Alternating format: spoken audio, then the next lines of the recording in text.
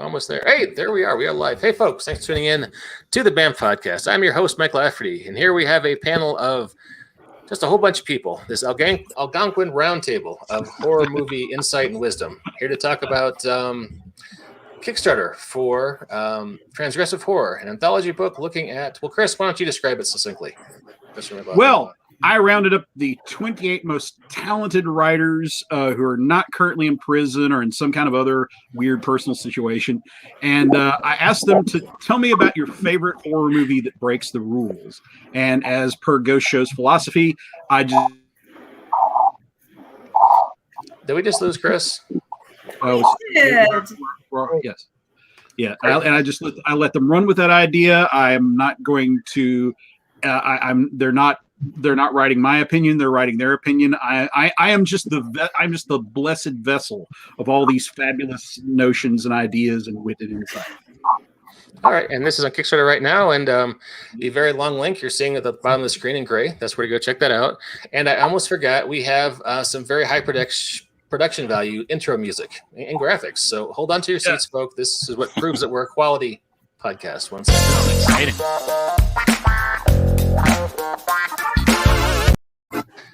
Whew, that's probably enough of that. So anyway, thanks to everyone for coming out. Thanks to our listeners. Thanks to our viewers. Please jump in the comments. Let's go around, introduce everybody real quick. Directly below me, who just jumped in, is Alex Thomas, who I know you are now one of the your co-developer, wingman. What's exactly your title there at Green Running these days?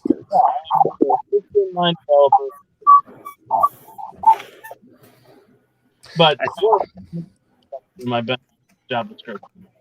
Okay, I think we just lost your audio, Alex. I'm sorry. Oh. How's that? Is that working? That is a little bit better, yeah. Yeah, my official job is assistant.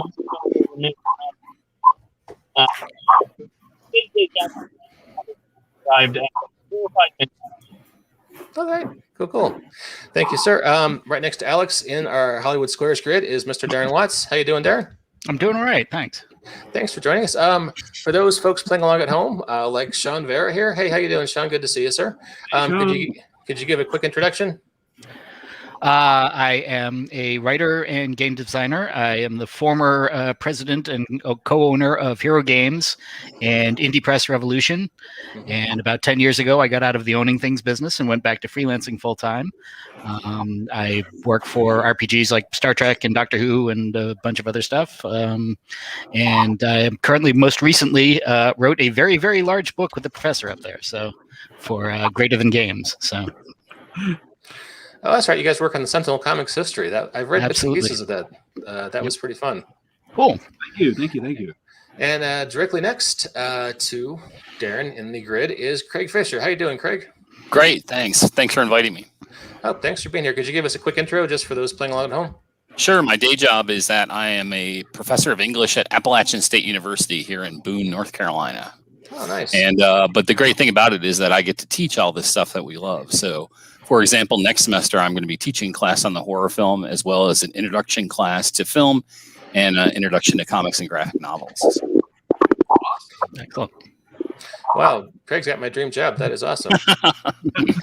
It's a pretty good gig, except for the faculty meetings. Meetings. All right, so Christopher McLaughlin, head of Ghost Show Press. Everyone knows who he is. He's the founder of the Feast, if you will. And last but not least, Miss Winter Jaye Kovach, who has claimed the Paul Lynde Square on our Hollywood Squares. Jaye, I can live up to that. He was a clever man. So yes. Well, go ahead, please. Oh, sorry. I'm the art director for Chaosium Games and art director for Chaosium Games and the art director for Artalsorian Games. But by day, I also do UX design for tech, which I'd like to get out of. So I'm working on doing that right now. I'm also an artist and a musician. Wow, you're incredibly talented. Good for you. Thanks. So, well, hey, who wants to go first? No one's gone. All right, Alex. I have dice. You have dice. Hey, a D5. Bingo. So, Alex, you were doing Tucker and Dale versus Evil, right? Yes. Over my answer. All right. Please hold the phone as close as you can because we're getting a lot of background noise. I'll go ahead and pull up the trailer, and we can get started. There you go. Tucker and Dale, audio off. And all right. So tell us why you chose this movie. So I chose Complete. So audio.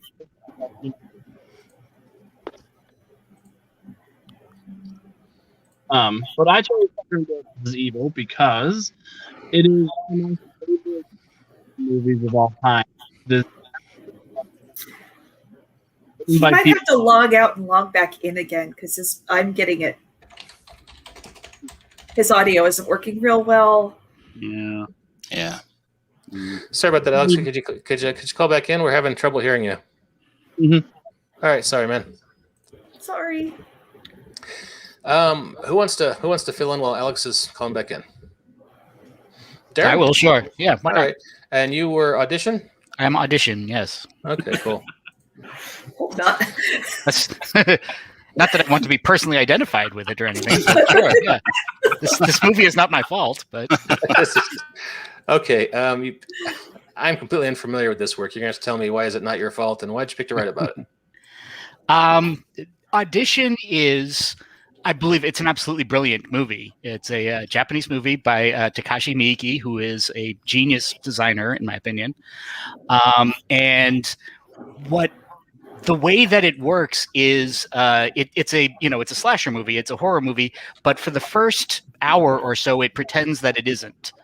And so the best way to watch Audition is to know nothing about it, right? It's okay to know that there's something to know, but don't spoil yourself on it. And so I'm going to kind of go out of my way to not spoil any of it here, except to say that for most of the movie, it is not the movie that you think it is.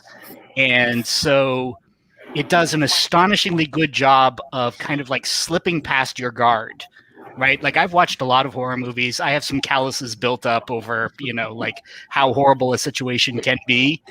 But the movie, for most of its length, is pretending to be kind of like a romantic comedy, or at least a romantic drama, right?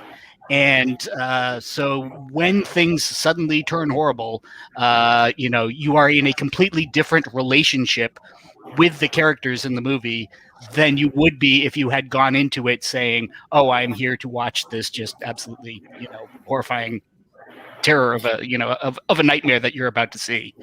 And so like I said, it's a jujitsu move, I think of, the highest quality.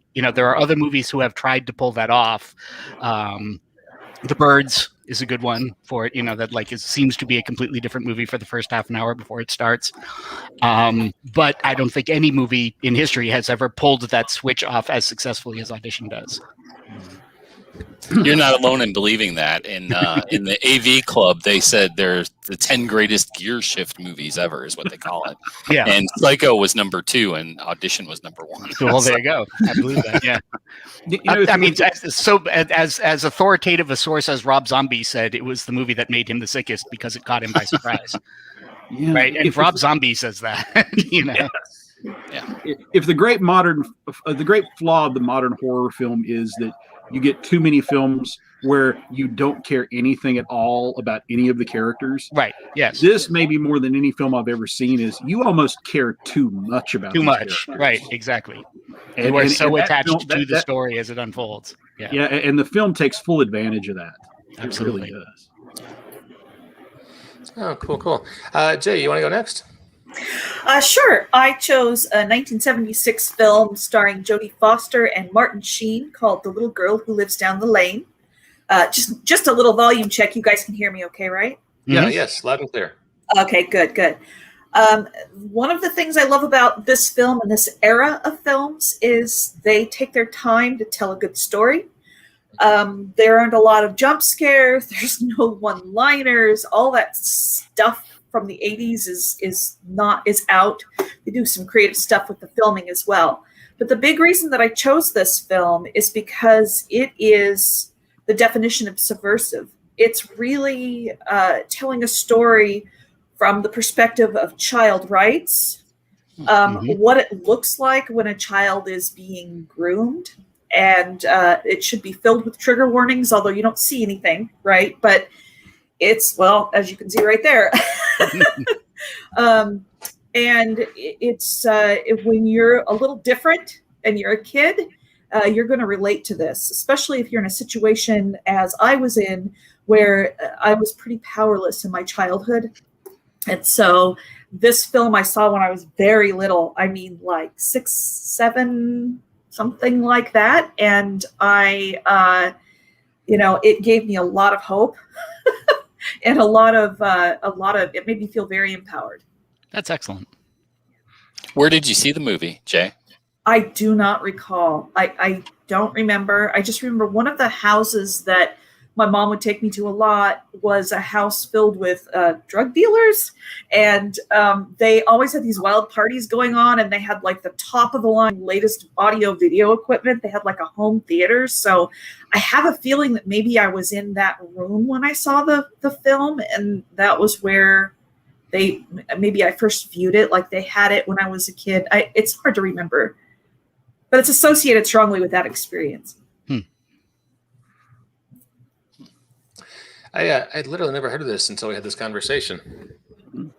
It's excellent. Totally worth your time. Absolutely. Yeah, it's kind of like Rob Zombie's Home Alone. How do you mean?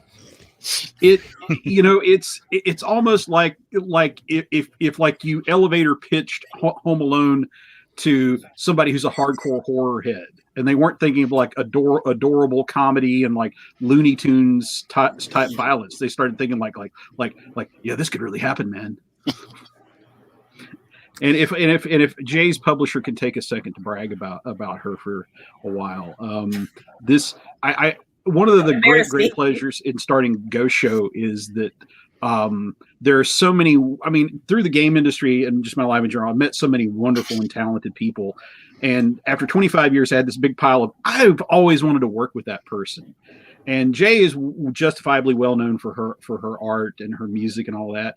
But I'm like, I want to read Jaye's writing. And so, I think I pitched like, I want to get in the Jaye Kovach business. And she actually, Jaye, what a lovely human being she is. And really just turned in an incredible personal piece of writing. And just letting creators create and take you in directions that they could only find themselves, very much embodies what I want to do with this book and with this company. And it really, really great piece. Well, all three of these, Alex, if you're out there, all four of these people turned out outstanding work. Your guidance was irreplaceable for me. And for these two as well. I'll just speak for that. No, I'm just kidding. Really, really was helpful having your guidance and your sort of, you believing in what we were writing really made a difference for me.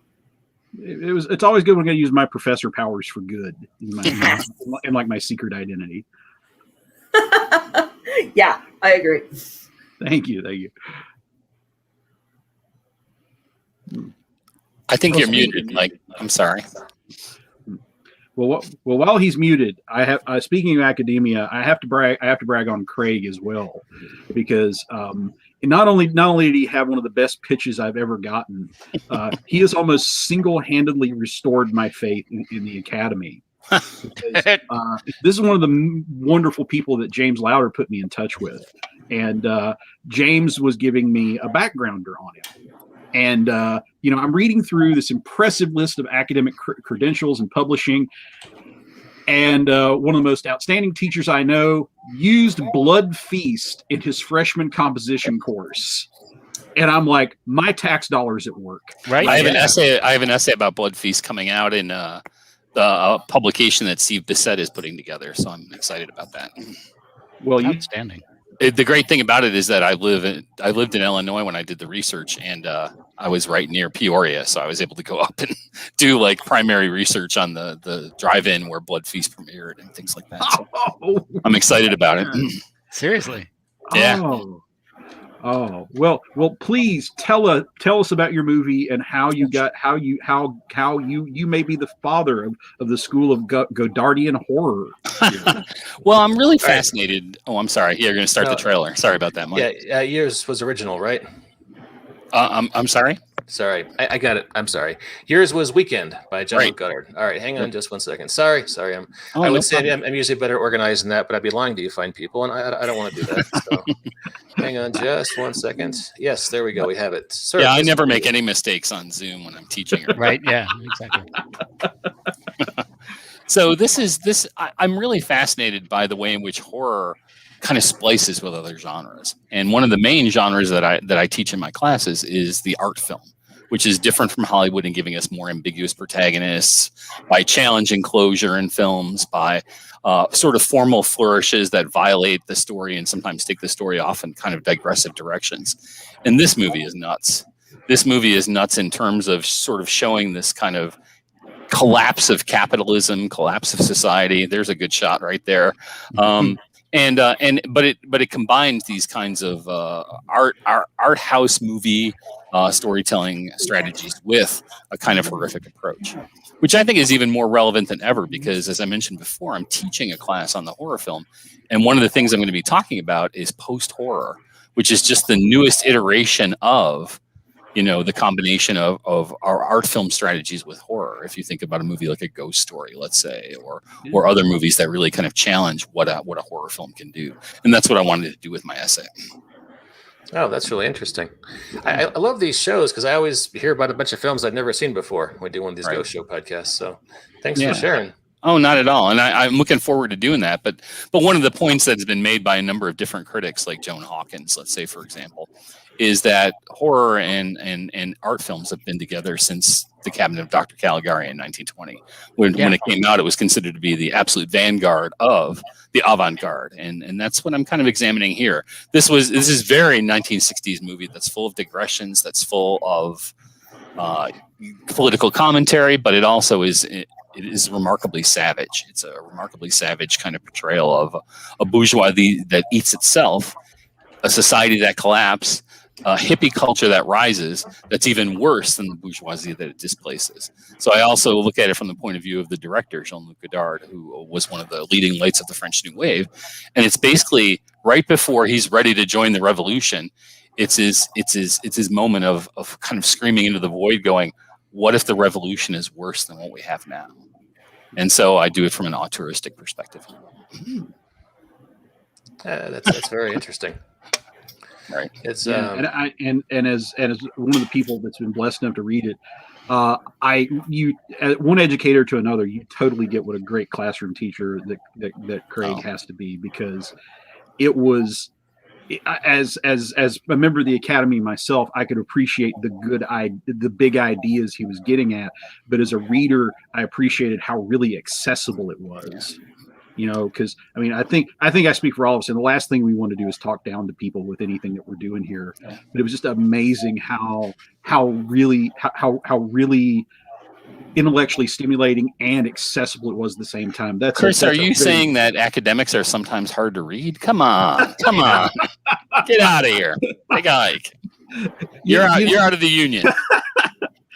Right before we, four of us are coming from the game industry, and there was a point before D&D 3rd edition kind of picked our industry to a new level, where one of my dear departed friends, Jeff McIntosh, once put out that most of us are selling like 200 copies of our books. There's 200 there's 200 people in this industry. Are we basically just selling books to each other? Sure. Yes. So the answer is yes. Yeah. Yeah. There's the same $5 bill around in a circle. Yeah. There are some branches of academia that are just so out there these days. They just have to be writing for other people who are tenured in that subject. The symptom that shows that off more than any other is that when they publish a book and they charge like $200 for it. That has happened to me a couple of times, and the only people who are going to buy that are libraries, and you may sell like 200 copies, which is kind of a drag. Yeah, I'm glad this is not the case with this book. Yeah. I'm way more comfortable writing for people that still like pull a copy for their mom. Although transgressive horror, most moms. Maybe I'm generalizing. My mother would have loved it. My mom was really into horror, cool. so Good. My mom was into horror, and this is a funny story. It's just probably getting too digressive here, and I apologize. But It's a podcast. That's what we do. It's fine. Right? Yeah. when I was 10, the ABC station in Buffalo owned a 16 millimeter print of Psycho and would show it a couple times a year. And so when I was about 10 or 11, she said, "Let's stay up and watch it." And I'm like, "Okay."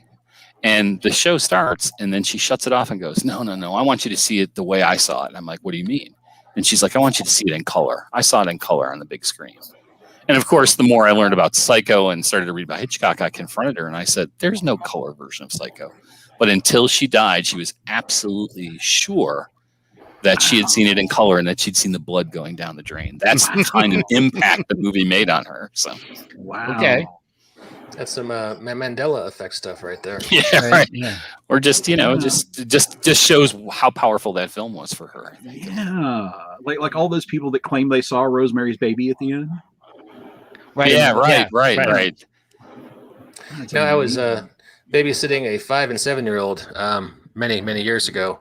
They're like, "Okay, And you kids." showed them Psycho. You showed them Psycho. You didn't. we went through all the Disney stuff, Lion King, and I was like, "All right, one more movie for bedtime. What do you guys want to see?" And they really wanted to see the Sam Raimi Bruce Campbell classic, 1981's The Evil Dead. Ah, excellent. And I was like, "No, we can't do this." And then they started to throw a fit. I was like, "Well, all right, fuck it." With the fast forward in hand, but like all the parts I wanted to fast forward through, like, and if you're familiar with the movie, there's a few scenes you don't want to show your 5-year-old niece, and they're like, "No, mommy lets us see that part. Why won't you?" I'm like, I was about to ask, was it the first time they've seen it? Or That's right. That's the most troubling They're thing. just How like, many "Oh yeah, times no, have I you love seen it this part. before? Keep going." Yeah. That's right. The tree. Yeah. Look at it. Right. I didn't want to say the Wow. tree, but yeah, that they were. Yeah. That's. I was like, "No, we can't. No, we're going back to Lion King. I'm sorry, you guys know what it is." Wow. Yeah. Oh, So, but yeah, I mean, my sister-in-law is a fine lady. She watched whatever she watched with her kids, and I mean, they're both functional adults now, so I guess it didn't scar them. But yeah, or if it didn't, I've talked about this before, but when I saw Texas Chainsaw Massacre at a very kind of like young and suggestible age of 8 or 9, I think. And partway through, I suddenly realized for the first time in my life that I was watching something where the director actually wanted me to feel bad. Right. And I literally never had that experience before in my life. Right. Like everything that up until that point, somebody had always put bumpers on, kind of like everything that I'd seen. Right. Like that. And I realized, oh my God, no, Tobe Hooper actually dislikes me personally. That's why he's made this movie this way. Right. And that was kind of a big, kind of like Revelation. Chemistry. Yeah, it was a brain chemistry change. And I came out the other end of it, going like, that was amazing. I want to do that again right now. I want to watch more movies by directors who hate my what guts. else is like this? Right, exactly. Yeah. And that's kind of, that was the beginning of my, my lifelong love of horror, was suddenly realizing that experience of like, oh no, wait, he's not gonna cut this, right? Like this scene is not gonna stop where it always has stopped before, So it was our collaborator Cynthia Celeste Miller this week on Facebook posted about how one of the remarkable things about Texas Chainsaw Massacre is it's maybe the only film ever where you're rooting for a guy in a wheelchair to get killed. yeah, sure. It's that spiteful on some level. My situation's been a little bit different with my kids because I'm the one who likes the ultra stuff, and I'm always trying to foist it on them, and they're much more cautious. They just, they're not fans of horror and stuff. So I'll sit there and beg, like, let's watch The Ghost of Mr. Chicken. They're like, too scary. Yeah, okay. the Ghost of Mr. Chicken. The Ghost and Mr. Chicken. Mr. Chicken, yes. Don Knotts movie from 1960s. I love that once again we've all seen it and he hasn't. So I've never heard. Although I have Disney Plus and they have what seems to be the full filmography of Don Knotts. That's right, the full oeuvre, as academics would say, the oeuvre. Absolutely, yes. All right, Volume 2, Transgressive Don Knotts films. There we go. Yeah. We got a better idea there. That is a niche that could be filled. That's right. He did make one called The Love God, which isn't a horror film, but it's actually like he plays a guy who runs an ornithology magazine who actually is bought out by a pornographers, and he's turned into this like Hugh Hefner character. So, I swear to God. I don't think. No, I have not seen that one. No. It's a movie with punctuation in the title. It's the Love God ? And I have a soft spot more for movies. There you go. Okay, fair. Did you guys all meet up before this podcast and you're just screwing with me? Because honestly, No. yeah, I swear to God. look Look it up. Look it up. You can find the trailer for the Love God. Jay masterminded the whole thing. She put. I did. Yeah, and actually, they're lying to you. Totally effing with you, man. Oh, you wacky RPG industry types. I tell you. I wanted to say a little bit about something I found interesting about the film that I got to do my article on, and that is that they had the writer of the novel also write the screenplay. I think it makes a huge difference. And I've speaking of being a fan of something, I'm a fan of films that you could look at and go, wow, I bet this could be a play.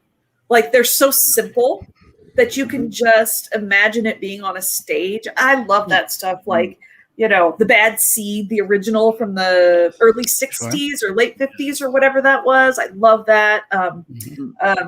Whatever Happened to Baby Jane has that same kind of feel. It could have been just done on a stage with people physically moving the backgrounds from scene to scene. And this one definitely has that feel. I just get drawn in by stuff like that. Absolutely. Small number of sets, a lot of two-hander scenes. Yeah, very few characters. Pontypool is a more recent version that does that same thing. Pontypool was developed out of a stage play into a movie with very little, very little kind of structural change into making it a movie. They basically might as well largely have filmed, the play itself. So, I mean, you can totally. One of the things that was weird about that film is that I think they spent most of the money just on the actors. Sure. But this was before Jodie Foster was really famous. So one of the terrible things that happened is that she was associated as this sort of sex nymph because she had just been a Taxi Driver as a 12-year-old prostitute. Right. This film was released the same year, I believe, which means that, all the press was every time she had an interview or something, it was always about like sexuality and naughty stuff. And it was promoted that way. She's really separated herself from the film, from Little Girl Who Lives Down the Lane because of that, because I think it just has bad associations for her. But it's really, I mean, the time period then, the sexism and the hypersexualization of young women and all of that kind of stuff was so prevalent. It was just a lifestyle. And so that whole film just kind of got wadded up and thrown away into that pile. And I feel very much like it can be pulled out and sort of shaken the wrinkles out and have another look at it with fresh eyes, because it really does talk a lot about empowerment, and things that we should be looking at more carefully now. That's really interesting. Yeah, I don't want to give anything away because you've been very circumspect about the plot, so I won't go into details. But I've been skimming the Wikipedia entry for the book and the novel while I've been talking, and it sounds like the novelist actually wanted this to be a play, and somehow the deal just became a movie deal. But wow, this plot is it's. It's really something. Our heroine is really an anti-hero, and she's very weird. Not weird in that way. Her performance is amazing. She's stunning in it. She's excellent. So yeah, it's not weird like, I'm gonna be very weird on purpose. She's just kind of matter-of-factly an odd person. I relate to that.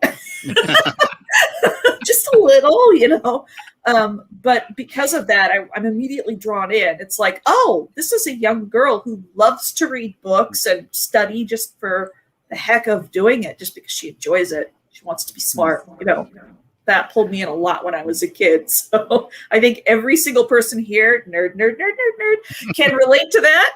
Nerd. I was just wearing this around the house. People think I put this on for the podcast. This is just how I walk around the house. It's shopping day at Chris's house. Yep. That's right. Do you have to explain the shirt when you're down at the Safeway? I actually walk around praying somebody will ask me. I do that with some of my shirts too. I got a Dunder Mifflin shirt. Every once in a while, someone's like, just tell them you used to work there. if they ever ask. That The shirt I have on underneath the collar is a 4-color shirt, so you can see, CMYK and. Nice. Oh, there you go. Right. Yeah. Oh, sorry. There you go. But the K doesn't show up because it's reversed because it's on a black background. So. Okay. Of course. Love it. They Art made an nerd in me approves. They announced that we could wear jeans to campus as long as we wore a college T-shirt. And I went out and bought a Faber College shirt. Knowledge is good. And I have worn that every first of the month for a year now, and no one's caught it. You need a Miskatonic. Yeah, That's exactly what I was gonna say. Where's your Miskatonic shirt? They would bust me. I couldn't get in the door. Got to be a little more subtle. Yeah, I was going to say Greendale, but clearly I'm a dumb guy in this podcast. So I taught a Lovecraft class maybe 3 years ago, and that was interesting because he's kind of a flashpoint for a lot of different issues, both in terms of cosmic horror, but also in terms of his own beliefs, which are pretty aberrant, So, well, listen. If you don't mind getting into that, I mean, that to me would be the first thing. If somebody came to me and said, "Big G, would you teach a Lovecraft course?" And after I was done hugging them, my next question would be, "How do we deal with what is the word? Lovecraft's problematic views?" Well, we talk about them, and we take a number of writers who have worked within the mythos who challenge his problematic views, and we read their works against his. So, when you're reading, not just dismissing it. That's wonderful. Yeah, you read Lovecraft, and then you read Joanna Russ, and you get a real dialogue going. And we've actually that's a recurring panel topic at Alex. How you doing, sir? There we go. Everybody, sorry about that. Can you guys hear me? Yep. Yes. Perfect. Awesome. Hey, if you're ready, we'll put a pause on the Lovecraft conversation and go over to Tucker and Dale, if that works. I'm excited to hear about your film. Yeah, sorry about that. It's all good, man. I raced home as fast as I could. Give me just 2 seconds to get that trailer up and playing, and we will. Yeah, boom, boom. All right, please go ahead, sir. Yeah, so I selected Tucker and Dale versus Evil because it is it's like a perfect snapshot of why people are drawn to horror movies, and it's a commentary about horror movies written by people who enjoy them, not who think they're too smart for them. I think that's one of the main drawing things for me is it's not more clever than it thinks it is. It's about a couple of good old boys who are trying to renovate their vacation home, which is a creepy ass cabin in the woods, similar to something you'd see in like Evil Dead or Wrong Turn. And they run afoul of some college kids who are 100% certain the good old boys are there to murder them and all their friends in the woods. And Nice. I don't know, these college kids, they die in a whole bunch of hilarious horror movie ways on accident. One kid accidentally chucks himself into the wood chipper that they're using to destroy the logs around the cabin. One of them takes off running from one of the guys who's carrying a chainsaw because he accidentally chainsawed into a wasp nest, and he's running from the bees, and they start running from the guy with the chainsaw. Yeah, and it's got a wonderful performance from Alan Tudyk, and Yes. Oh, what's the other guy's name? His last name is Levine, Tim Levine, I think. But I've only ever seen Tim Levine in this and in that escape room movie that wasn't super good. Tim Levine. Yeah, I did a double feature with this and Zombievers, and I really enjoyed it. Oh, I haven't seen Zombievers. That sounds good. It makes a good dessert after this main course, but this is a far superior movie. Awesome. When you say escape room movie, you don't mean Panic Room, do you? No, it was a movie called Escape Room. It had okay. Wall from True Blood in it. And it's Tyler Rubin. Sorry, Tyler Rubin is the other is Dale. Alan Tudyk is Tucker. Well, let's see. He was in Super Troopers 2 as Mountie Christopher Bellevue. And a bunch of movies I've never heard of. Ew, Yeah. that's funny. Sorry, looking at the trailer. Yeah, but it's a genuinely hilarious comedy on top of being a commentary on what scary movies are. It's so good. If you haven't seen it, I 100% recommend it. I actually had a similar. So the message of the movie is don't judge a book by its cover, And I literally judged the book by its cover, and I didn't watch it for years after it came out because I thought the cover art looked dumb and I thought the pitch was stupid. But it's way better than it sells itself to be. I love it when that happens. I love the fact that so many horror films like intersect into comedy, and I think it has a lot to do with the fact that there's a film academic named Linda Williams who wrote this really influential essay trying to define genres, not by the tropes that they follow or whatever, but by the physical effect that it has on you as a viewer. Mm-hmm. And she says that there are certain genres that are designed to have physical effects, right? So if you're watching a melodrama or something that's soap operatic, you cry, right? Or when you're watching a horror film, you can feel your heart go faster, or you can feel goosebumps. And I think laughter does that too when you're watching. So I think she calls them body genres, and I think there are affinities between these different body genres. I don't know. Absolutely. She also talks about pornography, but I didn't want to go there. Well, we do have the explicit tag on iTunes. Just putting it out there. So. But that is a body genre. It's designed to elicit a physical reaction. So. I feel it in your that's bones. really cool, Craig, because I think that like once you laugh at something or you cry over something, you now have an investment in it. Absolutely. Mm-hmm. Absolutely. Yeah. Yeah, it's like a visceral, emotional connection to something, and honestly, that's how you. I don't know. I think that's the easiest way to form a connection with a piece of media, regardless of what genre it is. Right. Right. Did anybody else have trouble choosing a film? Yes, absolutely. Because I actually picked Beloved, which isn't normally billed as a horror film, and I just could not. I mean, I spent. The professor knows. I spent months. I watched it and rewatched it and rewatched it. And by the way, it's a hard film to watch. But she's my favorite writer. So that film is so incredible and just so dark, and it's about such a serious topic. After rewriting my essay, I just couldn't do it. I just couldn't. Especially since I knew this was going to be in the book with some other things that maybe were more lighthearted, and I didn't want to belittle the meaning behind the film. And so I finally was just like, I'm sorry, I can't do this. And luckily you were you were such an amazing, so supportive about that. I really appreciate it. I would prefer, if I was going to write about this, I would want to write about it as separate, like as a whole separate film. With a longer essay and things. Have any of you seen Beloved? Yeah, I've read the book as well. Yeah, I'm a big Morrison fan. Yeah. Oh yeah, but her books are tough. I mean, I remember reading The Bluest Eye and just thinking, oh my God. I know you're sitting there, you're crying, but you're like, right. I need to keep reading this. It's important. Yeah. She's a great writer. Tremendous. That's awesome. Yeah. How about Craig? Did you have a close second runner-up? We were talking.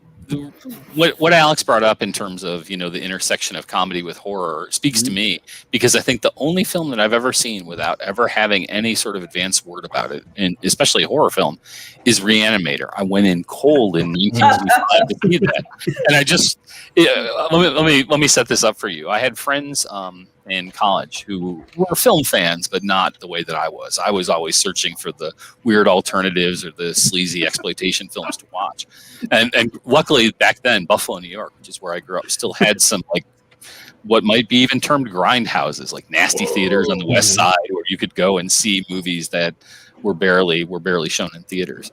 And so they always tease me about me dragging them to see movies and things like that. Yes. And right before I went to Illinois for grad school, they said, we're going to give you a present. You can pick whatever movie you want to see, and we won't complain about it afterwards. So that did I drop out there for a second? You're dropping in and out just a little bit. Oh, sorry about that. But their present to me before I went to grad school was, you can pick whatever weird movie you want to see, and we won't complain. And I just looked at the listings in the newspaper. Remember those movie listings in the newspaper? Sure. And I said, let's go see this because it's written by H.P. Lovecraft. And I expected something resembling the original sort of serialized story, and that's not what I got. But I was much happier with what I got. Okay. Well, I'll put the question to Darren, but I have to briefly out myself. I saw Reanimator I took a date to it. Oh boy! Original release. So Darren, did you have That's a good way to start a first test for a relationship, though. Yeah. Good way to see if it's going to work out. That's right. Audition was the first one for me, basically, as soon as you kind of like explained the premise, right? For it was just, I kind of, so something like Audition, I think, was literally the first thing I said to you. You described what you were looking for. And he's like, oh, yeah, that sounds great. So, Chris said, I'm working on it. And you said, Audition. Yeah, just as an example of, that kind of movie, right? That's what you're talking about. So I didn't really consider another one. If I was picking another one, depending on how tolerant Chris is going to be on the mandate for this, I might have written the essay I keep threatening to write, which is that 28 Days Later and Watership Down are the same movie. Wow. So I totally see it. I completely see it. Yeah, absolutely. So I probably would have picked Watership Down as like my transgressive horror movie. I like that. That scarred so many children. Right? Absolutely. 100%. That's interesting. Wow. Alex, did you have a second runner-up? Well, it was very hard to narrow it down to just one movie because my lady and I, we watch like a horror movie every day. That's sort of how we wind down at the end of the day. We find something on Prime Video or on Shudder. Or, I think the other movie that was a close contender for me was Trick or Treat, which is an anthology. Yeah. Sure. Yep. I love that. I love that anthology. I love all of the shorts in it, and I love that they're all sort of semi-connected. And I don't know, it had a lasting impact on me when I first watched it. The other one was the Texas Chainsaw remake from like 2006, 2003, something like that, with Jessica Biel in it. Mm-hmm. That's the first horror movie I have vivid memories of enjoying and sneaking up at 3:00 in the morning to watch it when my parents didn't know. Right. Yep. I was neck and neck at the last minute between what I went with, which was Mask of the Red Death. I was between that and a 1971 film called The Velvet Vampire. Oh, yeah. Oh, my God. I'm with people who know The Velvet Vampire. Sure. Yeah. I have found my tribe. Yeah. Have you ever seen Terminal Island? That's my favorite Rothman. Yes. That's a really interesting film. Oh my God! For the people that may not know what we're talking about, both Velvet Vampire and Terminal Island were made by a lady by the name of Stephanie Rothman, who was the first woman to graduate from the Directors Guild training program, and she immediately went to work for Roger Corman. And Velvet Vampire was her first film for Corman, and it is a perfect early 1970s remake of every single vampire movie you've ever seen. Only the vampire in question is a woman, and the sensible I have to save this person character is also female, and the person in jeopardy is her idiot, overly muscled, blonde California boyfriend. And just seeing a vampire movie where it's saving the idiot guy who, but we're really in love. No, she wants your blood, dumbass. It's so wonderfully traditional and yet so subversive just by gender flipping everything. That was my close runner up there. And the reason why I saw it is because the first academic article I ever wrote, ever, was an article on Beyond the Valley of the Dolls. So Michael Blodgett, who plays the dorky blonde guy, in the movie, is in Beyond the Valley of the Dolls. There you go. And a big shout out to my dear Facebook friend John Lazar. Oh, he's your. Oh, wow, absolutely, Z-Man. Yes. I went on the back porch last week after Aaron had been doing some yard work, and there was a big bag out there, and the wind sort of shimmied it, and I thought, God damn it, Audition, because it was on my head, in my mind, because I kept seeing it on the list. I'm like, I don't want to go back now. But just get over it. It's just yard debris, damn it. That's right. And all these years later, it sticks in your head, man. It sure does. Hey, can I ask you guys' opinion on a horror movie? Sure. Please. I'm trying to talk the wife into seeing Color Out of Space. Is it worth a look? I was just curious about it based on the trailer. I have not actually seen it, despite my interest in Lovecraft. I did see it. Is that one with Nicolas Cage in it? Yeah, that was pretty good. We did watch that. We watched that on Shudder. And for me, it suffered the same problem that the Nicholson Shining does, in which he's crazy from the beginning. Right, like sane Nicolas Cage is so weird to start out with that crazy Nicolas Cage at the end isn't that big a difference. Right. So it does kind of like lose some of the power of the story. That being said, it's gorgeous. It's totally worth your time, I think, just to see it. But it does, for me, it didn't quite work as a horror movie because it relies too much on Nicolas Cage just being odd, you know. I will confess that when I saw it in the theater, I thoroughly enjoyed it, and I am not the world's biggest Lovecraft fan because I try not to focus too much on creators because Lord knows you can't listen to rock music and be too hung up on things the people who made it did in their lives. And Lovecraft is one of the harder people for me to overcome that with. Sure. And now I find a piece of Lovecraftian adaptation I can adapt. And now there's all these allegations about Richard Stanley. Right. Yep. Right. And I don't know if anytime soon I'll be, let's go watch a Richard Stanley film. So, I mean, if I'm not living up to my principles, I will freely admit it. But having read what he was accused of, I need a break. We need some time apart. Yeah, I was going to say before we switched away from the Lovecraft discussion earlier that it is a regular annual event at Metatopia. That there is a panel which is dealing with problematic source material. Right. And so one of the years that we did that, it was Ken Hite and Julia Bond-Ellingbo discussing Lovecraft. Wow. And it was an astonishing 90 minutes of, exactly what of Lovecraft, could Lovecraft have done what he did without also being racist? Right, because so much of Lovecraft comes from his own fears, which were so irrational and unpleasant, and to what extent is that part of what we're responding to when Lovecraft hits us? Right, is like his own craziness, right? And it was an absolutely fascinating xenophobia, discussion. Yeah, exactly, right.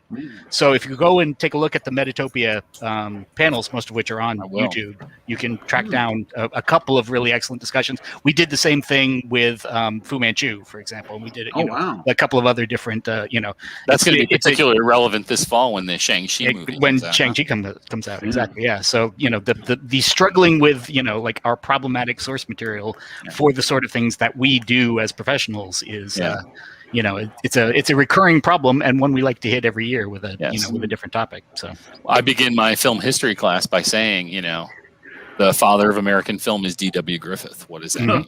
Right. Let's talk. Yep. That's what it is, and the students want to talk about that. They really do. I mean, they want the truth, and I try to give them as much as I can about. It's those tough problematic sources. I remember I was in American history class in Indiana University, these many years ago, and a big assembly room, 300 students, and arguing with the professor who was 50 at the time about how Thomas Jefferson was likely a racist because, well, all these things. And, he was holding forth, making a strong argument that wasn't the case. We had to look him in the lights of his time. Then he excused himself because he had a faculty meeting to go to. And as soon as the door closed and his footsteps faded, the TA was like, "No, Jefferson was totally a racist. That guy's full of shit." And it's an awkward conversation, but I think it's necessary, but it's uncomfortable.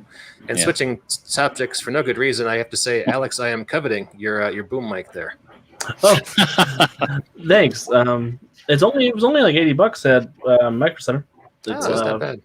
Yeah, it's what's the brand? I don't even remember. CA Creative Assembly, something like that. I don't know. Cool.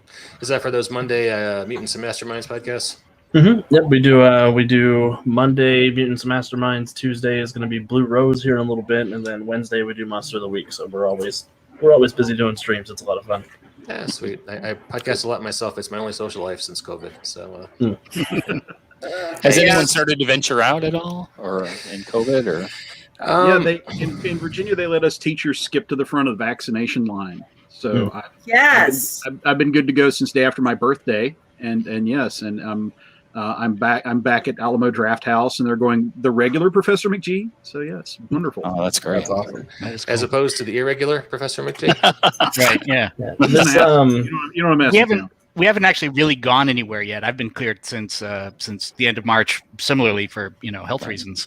But we are definitely right now making all of our plans for like the return of convention season and that sort of thing, right? Like we go out and hit the road starting in September. We're on a death march of conventions for a month, basically, in which we hit, three major cons go off in 4 weeks. Oh, that's great. Mid-September and mid-October. So unfortunately, all the cons I always go to seem to have been canceled for 2021 too. Yeah, Heroes Con in June, right? Right, a lot have. Right in my backyard. In this case, it's several summer cons moved their new date to a fall date. So Gen Con and Origins are both in that September to October, and then Geekway to the West, which always was in that time, kind of stubbornly refused to move. So it's a 3 big con in 4 week. Like I said, it's a death march. It's good. It's terrifying to look at, but we're just okay, sure. Oh, I've got a quick question. How much time is left on the Kickstarter? I think everyone should know. Right? Yeah, like 10 days or something, we right? just passed 50%, and I think 10 days is the right answer, but let's take a look and know for sure. Yeah. We wrap up May 27th. Okay, that's There great. you go. Yeah, I'm gonna freak out the next time I get to go to a convention. I'm so excited. I know. I'm gonna cry. I'm just gonna openly weep. Are you gonna have that shelter dog thing being out in the yard to play? First time? Mhm. My family and I went to a restaurant yesterday, and it was like, What? Is this okay? Is this okay? Can you do Wow. this? Wow. Yep. Yeah, Impressive. this theater performance has been the first thing I've done out in the world since COVID. Wow. And it's weird being in a space with other people. Yeah, I'm not really ready for it, but it's kind of coming. My county, just like 3 days ago, said you can have your masks off outside. If you're vaccinated, you can have it off inside, which kind of means everyone has their masks off inside because what are you going to do? Check the cards? So Right. Yeah, right. the guy who runs my kid's karate school, I was talking to him, and God bless him. He's a karate guy. And he's like, it's my personal decision. It's my body. I don't need to get that vaccine. You can't tell me to do that. I was like, let's see. Look. I'd be cool because, you run a school with a bunch of kids. They're coming and going. Their parents are here. And, maybe you don't want to say that out loud. And it's I was picking up delivery from, takeout from a restaurant. Right. And they just had that 1 can of pens. And I've gotten used to being 2 cans of pens, clean and dirty. And I'm like, what's up, guys? They go, COVID's over, man. What are you talking about? Okay, sorry. Oh, okay. Just asking. Right. So Everybody I should don't just continue to be careful until we get herd immunity. Just be careful. Don't get sick. Yeah. I work for a healthcare company, and they're saying September we'll go back to the office, but I don't know. I tend to think of worst case scenario. There's nothing better than a Yeah, panel of I understand the same thing about- horror movie experts discussing what's the worst thing that could happen. That's right. So Well, World War Z the book was really Exercise great. there. World War Z the movie not so much. Great. Hey, sorry, Chris. Go ahead, sir. Okay, I'm at Famous Monster Convention 1993. I'm in an elevator with the legendary character actor William Shallert, who older folks will remember from the Patty Duke show. He's in every other movie ever made until the day he died, pretty much. Sooner or later you're gonna hit a William Shallert film. And we're at this big hotel in Crystal City. We are between floors, and there's like this big ominous grind and snap, and like total silence. And one of the younger horror films goes, are you worried, Mr. Shellert? And he goes, I'm in an elevator full of horror movie fans. Where could I be safer? I stopped thinking about how we all might be, plunging to our deaths. So I God thought bless Shallert and Kevin McCarthy. I thought Shallert was great with Kevin McCarthy and Mant. Yes, He was fantastic. Yes, and this is like a year after they made that. So Yeah. it was. He had so many stories about that. I bet. Hey, can I ask you guys one horror movie question before we finish up? We're almost at the hour mark. shoot. So Stephen King's Dr. Sleep, Mhm. the movie adaptation kind of tried to, bridge between the novel and also sort of having a foot in the Stanley Kubrick movie. Did you guys see it? If so, what'd you think about I it? didn't. I'm sorry. I did see it. I really, really enjoyed it, but I'm biased because I love Ewan McGregor. Yeah. He is a good actor, yeah. But no, I thought it was. I thought it was a good representation of what could happen next in the story. I haven't read the book, so I don't know 100% what Stephen King had intended for those characters. But it felt like a good bridge between the movies and the first Shining book. I thought it was one of the better X-Men movies I've ever seen. Right? Yes. I thought it was Considering pretty good. that's It was not really a alright. high bar to get over, but Yeah, I was gonna say. as X-Men movies go, it was a solid one. So It wasn't, I didn't think much of it as a horror terrible, and movie. It wasn't No, great. I mean, it was fine. Mhm. You know, it's worth watching. Yeah, sure. Ewan McGregor, you know. Yeah, I'm a fan of Obi-Wan myself, but yeah, I listened to the Oh, audio. I liked him in Trainspotting much better. Oh yeah. See? There we go. Well, it was a better movie. It's Yeah. it's apples and diamonds, but Right. yeah, the it's the weird. You can compare the book to the movie, but the finale just seemed so much better in the movie than what it was in the book. Although, I mean, do you guys mind if I give spoilers or? All right. So they're having the big ghostly battle at the campground where it used to be the Outlook Hotel, and his dad's ghost saves him at the end. And then like the last chapter of the book is Danny Torrance at his AA meeting, his big anniversary, whatever year it was. And it's emotionally satisfying, thinking the character Danny Torrance, but him dying in the basement at the Outlook there at the end after he set the boiler to explode just seemed like I don't know. It was more satisfying way to wrap it up, but you kind of felt like Stephen King wanted to get the guy a happy ending. So Yeah. I don't know. Yeah. I That's could see weird for that. Stephen King. Yeah. Yep. Right. Yeah. All right. Well, hey, we are just about at the hour mark, 2 minutes shy. I want to thank everybody for coming out. Please check the Kickstarter. 10 days left. We have crossed the 51% mark just a couple hours ago. So Yay! Thank you That's to all good. the backers. Excellent. Yeah. we're in the home stretch. Please share the link on Kickstarter. Tell your friends, tell your enemies. And any closing thoughts from our panel before we call it a show? Thank you all to this tremendous group of Absolutely. talents who I thought this book would be good, but people like this have made it great. And for those of you that spent the last hour with these wonderful people, this is my life. I get to talk and create with people like this. So please, please, please, please, we don't want it to be a private party. You're all invited. Back our Kickstarter, and you can join in on the good horror movie fun. We'd love to have you all. Please join us. And what were you saying? Your next the next collection of these was you were going to do Twilight Zone? Or I was thinking down the line, it might be fun to take a show with a lot of episodes and give everybody a chance to defend their favorite. defend their favorite. Because I like it. I Yeah. All right, King think of the Hill. I think with this group of people, I could expect like yeah, the one where like Gary Crosby's a country music singer and it makes no fucking sense. I'm going to tell you why that's a great episode. We could get some great contrary opinions out of this group, and Sure. not just not 30 episodes for why Monsters Are Due on Maple Street is a great episode. That's right. Well, Chris, there have been almost 500 episodes of Law and Order. That's just vanilla Law and Order. I was going to say, right, yeah. Throw in his All I know right. about Law and Order was my wife was a big fan. I walked in and Carol Burnett was on there in a dramatic part. Oh. And I looked at her and said, wait, did Mrs. Wiggins snap and kill Mr. Tudball? And she shot me that wifely death look. Deservedly so. Well earned. Yeah. Well earned. The only Thank Law and you. Order I recently watched was an episode of SVU that had John Waters in it in a cameo, but it was like for 45 seconds, so it was a bit of a disappointment. That seems I'm like sure a he was misuse of delighted to be Mr. there, Waters' though. Oh, time, I'm sure yeah. he was. Yeah. Well, of course, he gravitated to Mariska Hargitay because it's like, what was your mom like, right? Oh yeah, no shit, right, exactly. I have Right. so many questions. That'll That's be my right. goal. These guys are making- That'll be my goal for volume 3 or 4. I want to get John Waters to write a sentence for us.